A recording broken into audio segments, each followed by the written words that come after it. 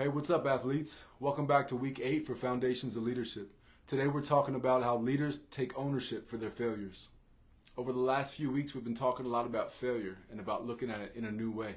How failure is not something that defines you, but a better way of looking at it is that it's just a temporary spot for you to figure out what does work. Last week, we talked about how breaking free of the fear of failure enables you to change the limits on what you and what others think is possible or impossible.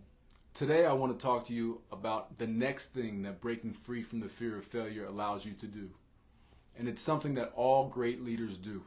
This is something that distinguishes so-so leaders or people that want to be leaders from truly great leaders.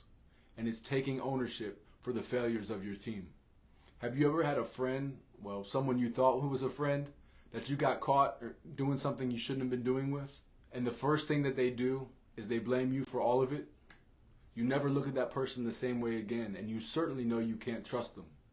Well, it's the same way now when you're leading your sports teams, or when you're leading a team at work, either now or in the future when you're leading your families. In order to be a person that people trust and who people want to follow, you have to be willing to jump in front of the blame when things go wrong. You are the leader. You are supposed to be paying more attention to the details than the others. You're supposed to be able to see possible problems that might arise before they come up. You won't always be great at this, and you'll never be perfect at it, but it's something that you grow into. And that's why it's so important to know ahead of time that when you do fail, that when you do make these mistakes, you own up to it right away. You might be thinking, dang, why is this guy talking about failure so much? It's like 3 weeks in a row that we've been talking about failure. And the reason we're talking about failure so much is because that we're human. We're going to fail at some point, and it's not a big deal. But what matters isn't that we failed, it's how we respond to it. As a leader, you set the tone for your team. A team takes on the characteristics and the personality of its leader. So do you want to be a part of a team that when something goes wrong, everybody starts pointing the fingers at everybody else and blaming others for what happened? Of course you don't, because a team like that will never grow and get better. If you take the blame and you own up to what happened when things go wrong, your teammates will start to do the same thing. To tell you the truth, unfortunately, this isn't all that common.